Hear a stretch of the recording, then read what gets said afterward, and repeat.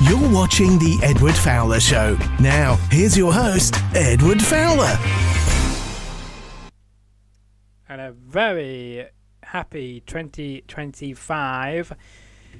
4 years ago, we've had many different people to kick off the new year on this channel. We've had on a UFC fighter called Haim Golez from Israel. We've also had a gentleman called Hunter on the show as well, about 3 years ago. And to kick it off in 2025 is no other than a pro wrestler who is a wrestler for XCF. He's also a producer. He's also a videographer. He, films stuff for different companies, and even outside of pro wrestling, he does some filming for football matches, as you guys call it, but we call it American football for maybe high school or college. You can explain in a moment. If you still don't know who this person is and you've been living under a rock, then please welcome, without further ado, to the show, Brandon Valor. Sorry if I mispronounced your second name, but welcome to the show. To be your guest in 2025. How are you doing, sir? Yes, I'm doing okay, thank you. Thank you for accepting the invitation, because, of course, I did not make this happen. It was a mutual connection from the XCF to reach out to me about having you on the show tonight or this afternoon, depending where you're watching or listening to this, because, as always, people might have this on in the background while in the toilet, in the bedroom, or even going to work or going home from work. So wherever you are, thank you for tuning in, and talk to us about some of the things I've just mentioned in my introduction to you. Was I correct in some aspects, or was I completely incorrect? No, you nailed it. I consider myself a modern-day Renaissance man. I do a little bit of everything. I'm a human Swiss Army knife with a tool for every occasion, if you will. So not only do I do pro wrestling, but you're right, I'm a videographer. I like getting behind the camera and telling stories. Ever since about 2020, during the pandemic, I first got my Canon camera and taught myself how to shoot video and edit, and got really into YouTube. And on top of that, I got asked to do some camera work at some local indie shows in my native Kentucky. So I jumped at it, being a lifelong wrestling fan and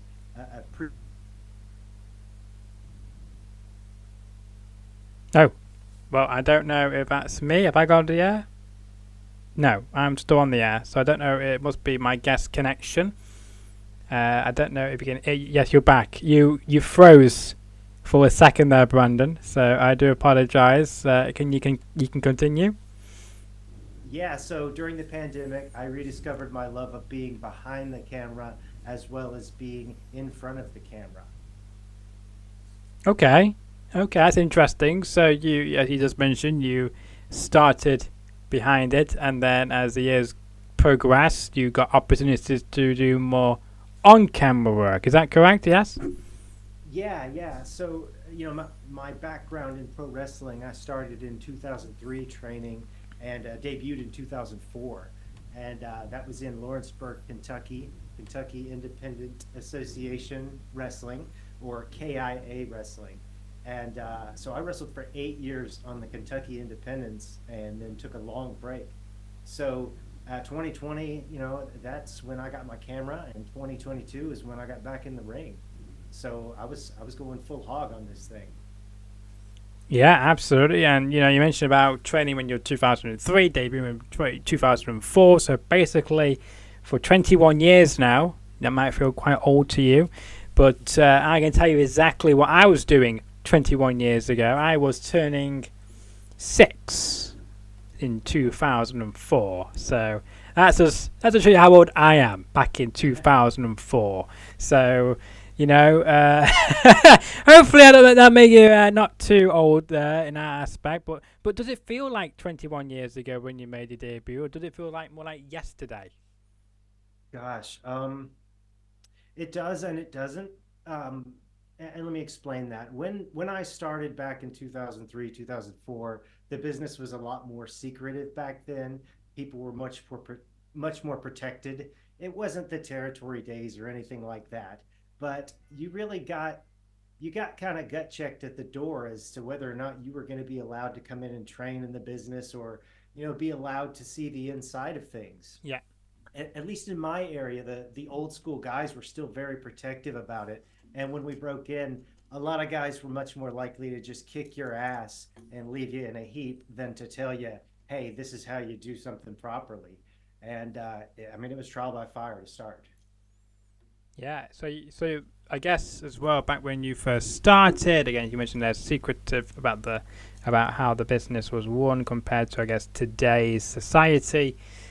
Do you think, as it's now, I guess, changed the landscape over the past 21 years, do you think it's changed for the better, or do you prefer it to be more secretive as it was back in 2004 compared to today?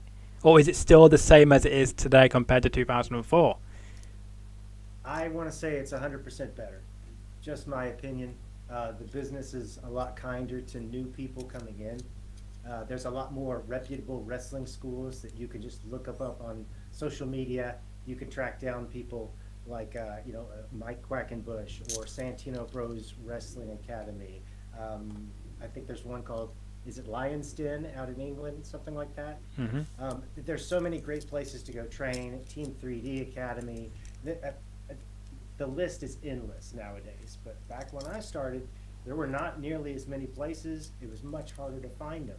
And people are much more welcoming to newbies in wrestling nowadays. And also, here's another thing, much more welcoming to people that are, let's say, different, whether they be, gay, lesbian, non-binary, or just a wacky character. We're much more open to like an Orange Cassidy or an Abaddon, or some of these characters that, like, I don't know, they really play with the rules of what a wrestler can be. Yeah, or even a cocaine as well. Yeah, that's on my bucket list, to wrestle Cocaine in 2025. But I believe there's two versions of this character, because there's one based, I think, on the East Coast. Well, I know you're on the East Coast, but more like in I'm not sure whereabouts, but I know it's not where you are. Because there's a backyard promotion who's it's a very big promotion who uses another version of that character, I believe. And then, of course, there's another one who appeared on JCW recently. So I would love to meet him. I don't know what his real name is or anything like that. But if you're watching this, Cocaine, if you're watching this, come on my show. I would love to have you on my show. But that's on your bucket list to wrestle. Yeah. No, you want to race it. Why do you want to face Cocaine? Because of course, before you can get to that guy, you've got somebody else waiting in the rings for you, haven't you? Because if we look at this lovely poster on the January the 11th at the arena in Jeffersonville, Indiana, you're facing a former guest on this show, Shane Mercer, who appeared on the show a few years ago. Tell us about how this contest came to be. Yeah, I had a feeling you were going to bring up that match. Of course, Saturday, I have to. Saturday, January 11th. It's a big one for me. Shane Mercer and I have kind of a frenemy kind of relationship. I met him on the Kentucky independent scene in the early 2000s when I was first breaking in, and so was he. And we've had a few matches here and there, and he wasn't nearly the star that he is, the celebrity or the powerhouse. He was a much smaller dude back then. But Shane's legend has continued to grow over the years. He is increased in size and skill and reputation. But don't let that fool you. I am not afraid of Shane Mercer, and I am not intimidated. In 2022... it happened again. Yeah, You're back. Your connection's a bit poor today. I apologize. I don't live in the middle of nowhere. I'm in the city. It didn't seem like it. Oh, man. All right, so are we stable? Yeah, you're good. All right, so 2022, Shane Mercer came up with the XCF and brought a bunch of people to resurrect this long dead promotion. So I was one of the people that he reached out to, and he said, "We need to see you back in the ring again, Brandon. You never achieved the greatness you meant to do on your first run in the Indies. I want to see you reach that potential." And it wasn't just me. He reached out to 10 or 15 other former wrestlers or semi-retired wrestlers. And so we brought XCF back from the grave. It's an outlaw promotion. It is kind of like an ECW kind of vibe, a very ragtag group without much of a budget, trying to go out there and put on kick-ass shows for anybody that'll show up. We do hardcore and edgy wrestling. Sometimes we'll do intergender, men versus women, hardcore stuff, ladder matches, doors, tables. I'm not much into the blood and guts stuff, but we have some death match guys. We try to give a little bit of everything for everyone. But going back to Shane Mercer, he was the catalyst for bringing all of us together.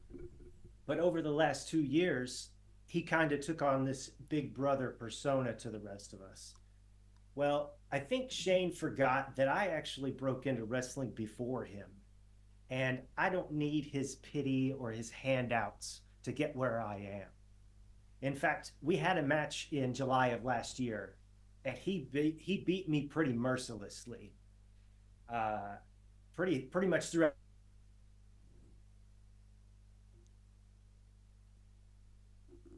You're going to take your lumps. And after the match, he reached out and gave me his hand and pulled me in for that cliche hug, that show of respect that we pro wrestling fans come to know and love. And I gave it back to him. But in the back of my head, I just knew Shane Mercer pitied me. He looked down on me. And he said, "Good job, kid. Hell of a match." Good job, kid. And I'm older than him. So I slid out of the ring and I let him have his flowers in victory. And I grabbed the closest chair I could find. And I slid back in there and I blasted him 5 or 6 times across the back with it. It's not a show of respect when you talk down to me.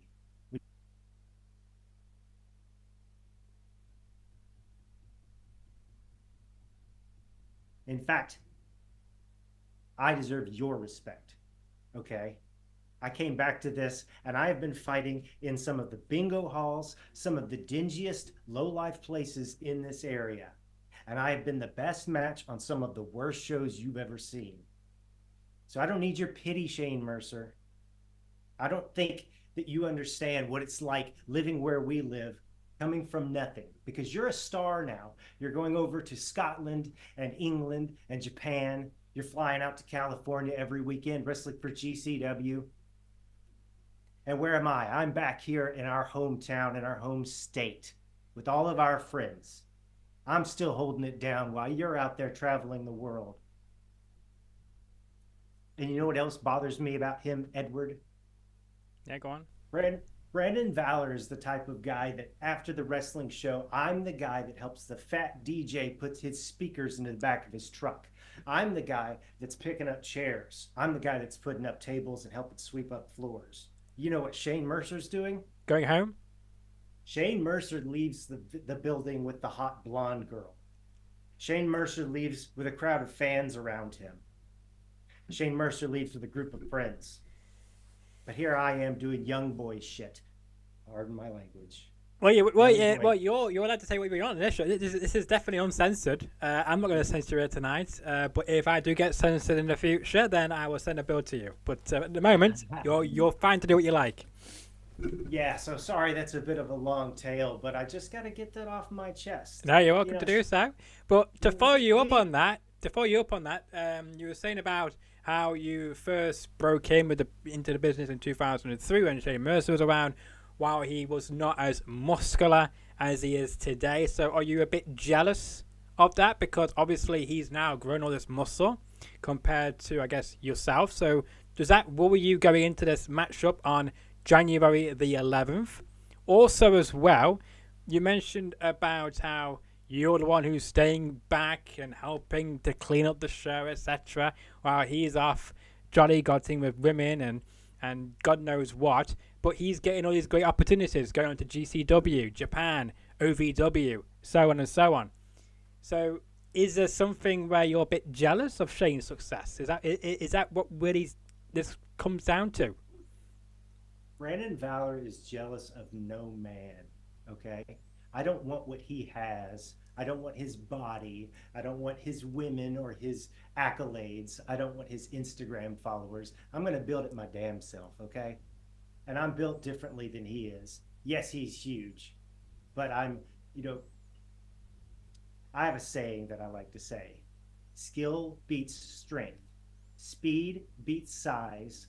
And smart beats stupid. That should tell you enough. Okay. Well, we'll see what happens on January the 11th, where you will have your rematch against Shane Mercer. But you mentioned last time he, I guess, kicked your ass so badly. I think it's going to happen again, unless you've got a different tactic you want to share with my viewers this evening. Well, so this match is going to be a Full Metal Mayhem match. It is not going to be just a regular 1, 2, 3 pinfall. I'm a lot more durable than people think, and I'm a lot more dangerous than people think. The thing about me as a wrestler is I will not cut corners. Let's put it this way. I will do anything it takes to put his lights out. And if that means I have to backstab him, if that means I have to hide in the shadows, jump him from behind, if I have to stomp on his toes, break his fingers, poke his eyes, kick him in the balls, I will do whatever it takes to put Shane Mercer down. Okay, well, I wish you the best of luck with all my viewers. I'm sure we'll wish you the best of luck on January the 11th to see what will happen in this, I guess, uncarnage contest between you and Shane Mercer. But if you are able to pick up the victory against Shane Mercer, that doesn't prove anything, because you wouldn't beat him in a one-on-one clean fight. This is, again, as you mentioned, it's going to be chaos, mayhem, anything goes, I'm guessing. So it will still prove that you still can't beat him cleanly if you win on January the 11th. So what are you going to do next if you win? Not every wrestling match is necessarily about the 1, 2, 3. Yes, I absolutely want to win, and I absolutely wanted to win in July, and I have a game plan, okay? But the thing about beating Shane Mercer, it's not just satisfying enough to beat him. I want to beat him mercilessly, okay? I want to hurt him, and I want him to remember exactly what he did to Brandon Valor. I am nobody's Padawan, okay? I am nobody's junior, I'm nobody's little brother, and certainly not yours, Shane Mercer. Well, we'll see, won't we? We'll see what happens in that fight. And, of course, you can, be there in person to witness this. Details you can find everywhere. We just share that graphic one more time here. We like to promote it. You can find all the details from XCF on the line. Of course, you can find my guest as well on social media across all platforms. Brandon Valor Pro, Facebook, X, Instagram, so on as well, even on YouTube. So you can find him everywhere. You can find out details from his social media as well. You mentioned about the first XCF show back in 2022 when you got that call to be a part of it. What was your expectations going into that very first show? Were you expecting anything from it? Were you expecting to be better than the old days of XCF, or were you expecting it to be similar or completely different? Oh man, I chose the name Brandon Valor because when I came back to wrestling, I wanted to be this courageous superhero-like character. I wanted to right the wrongs in the world. We were still coming out of the pandemic, and it was just a dark time. When I chose the name Brandon Valor, I wanted to be a hero. But then I stepped foot into XCF, and I looked at their murderer's row of people in the locker room. A bunch of tatted up thugs and miscreants, professional fighters, people that have been to prison. And that's not to say that the XCF locker room is all bad people, or any wrestling locker room is all bad people. But when you step foot into the ring and you have to do violence upon another person for the entertainment of others, I just find it's easier to find what's wrong with this person. Most people have some sort of immorality that you can find in them. And then it makes it so much easier to drop them on their head or step on their back, put them in the X lock, and crank it back until they tap out. It's so much easier when you know that everybody that steps in the ring with you is just another scumbag and that no good people are pro wrestlers. Interesting take. I like it. And, you know, you mentioned about the first XCF show. Of course, you had Congo Kong on that card. So you're saying that they were wrestlers who were either retired or were semi-retired who appeared on this on this very first show. So were you calling that Congo Kong was semi-retired? Because I thought Congo Kong was very active in 2022 before he got that call to come into XCF, because he made a very dominating performance on that first show, if you recall. Oh, absolutely. And I am not unfamiliar with Congo Kong. He is a force to be reckoned with, to be sure. That he was not returning to the wrestling ring at that show, nor was Shane Mercer. I believe we had Billy Starks, Atticus Kogar. We had some big name talent, but a good half of the roster is what we would call XCF originals. Yeah. People that have gone through the XCF dojo, if you will, and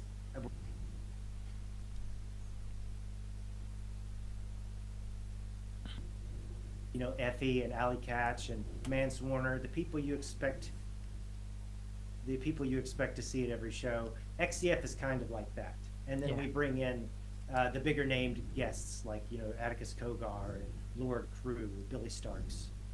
Even Danny Marth as well. He was on that first show against Congo Kong as well. You can't forget about him. Yeah, Dan Maff, big Dan Maff, Yeah. Scary dude. Yeah.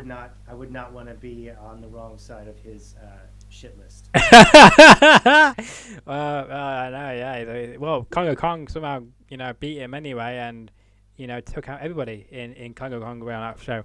But speaking of which, 2025 is upon us, so I hope you had a good New Year in however you celebrated to bring it into this year. So, what are your, I guess, achievements you want to get to this year then? Oh, so the first thing I did was I bought a brand new, probably $800 Sony video camera. Wow. Not only to take to indie shows and record my matches, do podcasts and interviews with other wrestlers, but I also want to do a documentary about indie wrestling. I want to follow around some of my friends and contemporaries and tell their stories. It's really something else when you're a pro wrestler and you drive from town to town, you're not making a ton of money, and you're going out there to get beat up for the entertainment of kids, drunk rednecks, whatever. It takes a special kind of crazy person to do this, and I've met so many cool and interesting people. I want to tell their story, not just my story, but theirs as well. And that's what the camera's for. So that's goal number one, is to make a documentary this year. Good goal to have. Yeah. Talk to me about outside of being a wrestler, because I know I saw a picture you posted on Instagram. I think it was, sometime last year, of you at a high school football game or something. So you got some great technology there, and I don't know if you were a part of the actual behind the scenes or if you were like on screen as well, but I guess you got a great opportunity to call some football games, if that way you call it. Tell me how you got into that. Was that because of your video background, and that's led to that opportunity, or are you more on screen as well? Well, I want to give a shout out to the two guys that got me behind the scenes doing work. Aaron Rose, who is a ring announcer in my area, and William Warfield with Prep Spin Media. Those are the guys that got me into the media side of pro wrestling, whether it be ringside camera, stationary camera, doing producing backstage. because I'm a pro wrestler, I have a good understanding of how these things work, especially being ringside camera operator. You got to know when to get the hell out of the way.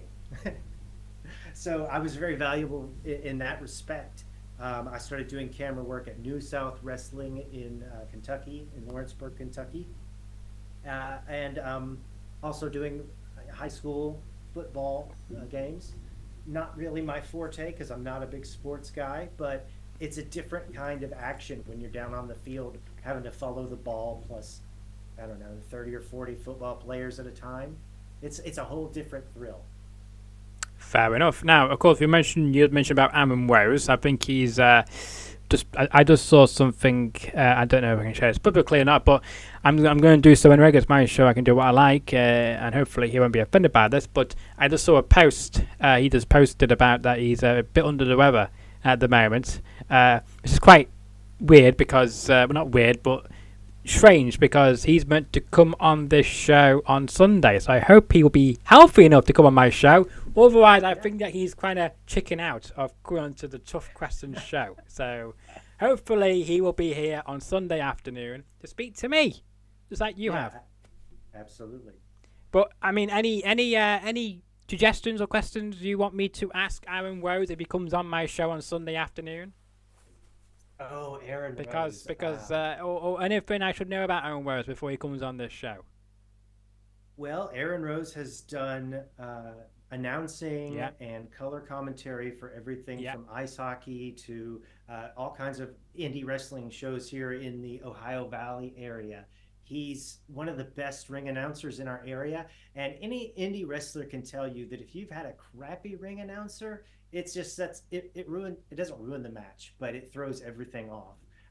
I've gone to wrestling shows before where they've gotten my name wrong and called me by my opponent's name, despite the fact that my shirt says Brandon Valor in huge letters, and I would get called like Nick Diamond or something. Oh, that's hilarious. I do feel So- sorry for you about that, but I mean that's just hilarious. Oh my word! Yeah. It's like where did they find these people, isn't it? Yeah. So Aaron Rose is great. He'll be a great interview. He has a great story about how he almost passed away. I mean, he nearly, I think he had a heart issue around the pandemic time, and so he's on his second life, man, and he's just grateful to be here. And just like me returning to the Indies, Aaron Rose returned to the Indies as well. So I guess you could say we have this mutual love of wrestling, and in my area, it brings so many people together. Yeah, well, I'm looking forward to having him on the show. I have heard his commentary, and I feel like he goes into a bit too much in depth sometimes, I think. A bit too much information than we need to know, especially when, I guess, referees getting beat up. I guess he goes into too much detail about that, I guess. I don't know why. Maybe he likes them getting beat up more than he gets beat up. I don't know. But we'll ask that question on Sunday afternoon. But mention about your documentary. Will Aaron Rose be featuring in your documentary? Anybody else who is not a wrestler in the wrestling business be a part of your documentary, or is that too soon to confirm? Well, right now it's in the planning stages. I hope to fund it with a Patreon, but most of it, of course, is just going to be my camera, me hitting the roads and talking to my peers. But if I could get a little bit of money, I would really like to visit indie shows of multiple levels. You know, everything from the bottom of the barrel all the way up to your super indies, like a GCW. Use your connections, aka Shane. Absolutely, yeah. So, and that's what the documentary, the idea is to just tell these stories before the match, tell the story of the match, and then tell it after the match. Maybe you interview the wrestlers and say, hey, what do you think? How did this go for you? What do you feel like you connected with the crowd? I don't know. I don't know if you get very good responses from that. I think some wrestlers will probably give you angry faces or want to beat you up for asking something like that after their match. If they pick a fight with me, then we'll have a fight on our hands, and we've got good content anyway, right? Yeah. I don't know. Well, we have to see about that. But best luck on your Patreon account, and hopefully you get some funding to help you there and get to those big places you want to get to get some great footage as well. Maybe even get to perform in front of soon. You mentioned about how your great opponent Shane Mercer is coming like places in Scotland, Japan. I'm guessing those are some of the places you want to hopefully get to one day as well before it's too late. Hell yes, absolutely. My favorite wrestler is Chris Jericho. I've read. Oh, great. A Winnipeg from Canada. I want to follow his template, wrestling in Mexico and Germany and Japan and just all over the world. Yeah, Who doesn't? yeah, and you might even make his list as well. I should hope so. Yeah, we'll see about that. But a reminder, you can find my guests as well again on social media. You can find them on Facebook, X, Instagram, and YouTube as well. Either type him on Brandon Valor or even on those links there, Brandon Valor Pro, across all platforms, apart from Instagram, where it's just known as Brandon Valor. So, how come you didn't carry the Pro over to Instagram, or was that username taken already? It's just stupid naming conventions across social media. I guess it was taken. So that does suck, I have to say. Yeah. So, many people will ask me as well, why are you asking about this? So before we end it, I want to know that thank you for setting up your equipment next to your cabinet, and we can see a little bit of stuff in your glass cabinet, but just for the viewers at home or people listening to this who can't see your cabinet, why did you pick this location to record this from? I don't know. I think it's a pretty cool place in my house. I've kept my video game collection my whole life. Never traded in any systems, except for the Dreamcast, which was it's a bummer. That was a bummer of a console. So I've got everything from the Nintendo Power Glove. Here. Oh, he's going to show us. Here we go. I'm going to... So I've got the Power Glove, Sega Saturn, OG Nintendo, all the Nintendo DS's, Game Boy. Oh, nice. PlayStation. Yeah, that's vintage.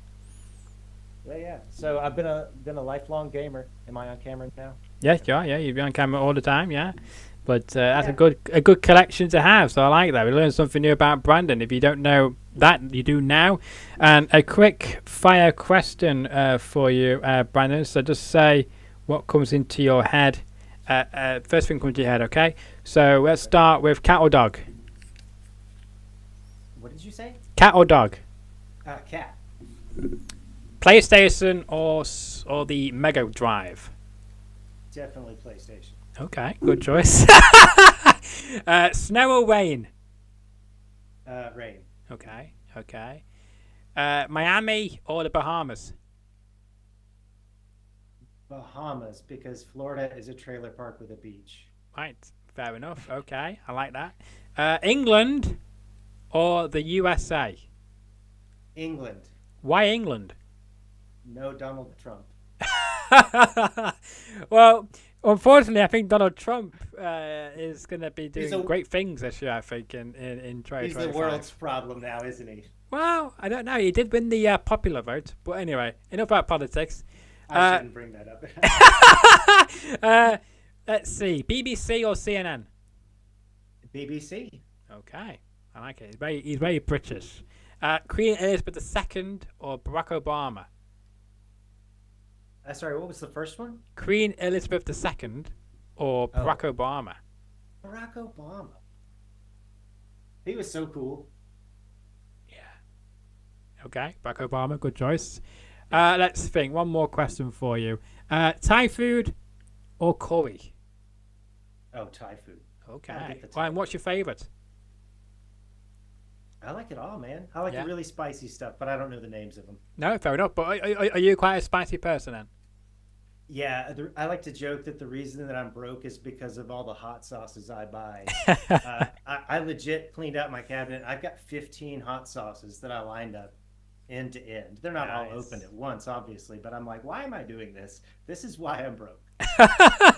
Fair enough. Yeah. And I will leave the final thought to you. If there's anything you would like to mention or get off your chest which you think I did not do tonight, feel free to now say that live on the air. I want to say go out and support your local indie wrestling. Go out, buy a t-shirt from somebody that you like, that made you laugh. If they made you pissed off, buy a sticker, give them a tip, something like that. And this isn't a begging for money kind of thing, but this is like support your local artists. If you like a local band, go out and see their show. If you like a local artist, buy their painting. Same thing with a local wrestler. Go see a local wrestling show. I mean, I know that pro wrestling is on 24/7 on Netflix and on Max and YouTube, wherever. I'm Fowler. Right? Yeah, a Triller as well. But there's nothing like going out and seeing it live and in person and yelling at the guy in the front row. Or, I had a little kid, tell me I sucked dick and he flipped me off and he was like 8 years old. Wow. That's strong. That's strong, that. But I was like, your mother? Do you kiss your mother with that mouth? But that's the experience at Indies. You just never know what's going to happen or who's going to show up. And Yeah. I've been doing it since I was 15 years old, and I love this shit. I love it. Yeah, that's a good forward to end, and I hope that mother washed her son out with soap after he got home after that show. I know, I'm a nice man. You should not say that to me. Well, on that note, we say thank you to my guest, Brandon Valor, for coming on the show. We did spend a bit longer than you were supposed to, so apologies for that. But if you enjoyed the episode and want to see Brandon back on the show again, then leave a comment. Let me know what you thought about that. Let me know about his answers. Did you include the quick fire? We did something a bit different in 2025. Should I continue with that going forward? Let me know as well. We'll think of other questions to ask as well for Aaron Rose. If he comes on the show on Sunday, I wish him a speedy recovery over his flu. I say flu, but it's more like he's trying to find another avenue out. But hopefully we'll see him on Sunday afternoon. I would love to chat to Aaron Rose about his career and about XCF and other things he does, just like we did with Brandon Valor this evening. But yeah, make sure to smash the like button, share the video around, tell everybody to watch this episode of my show with my guest Brandon. Share him around, tell your friends about him. Check him out on the January the 11th with Shane Mercer at XCF in Jesseville Arena in Indiana. The best place to be on a Friday or a Saturday night, because they sometimes run on Fridays as well. Now, then as well, make sure as well, if you like the content, want to see more of my great guests and different conversations and hopefully entertaining conversations, then you should smash that subscribe button. It takes 10 seconds or less to do, as we've got over 279 subscribers. I did have 280 subscribers, but earlier today I lost one of my subscribers. So if you're out there and like this content and want to see more of this great content, then subscribe to my channel, because you don't know who will be on my show next. And until the next episode, which will be very soon, enjoy the rest of your evening or afternoon. Hell yeah. No, thank you, Brandon, for your time.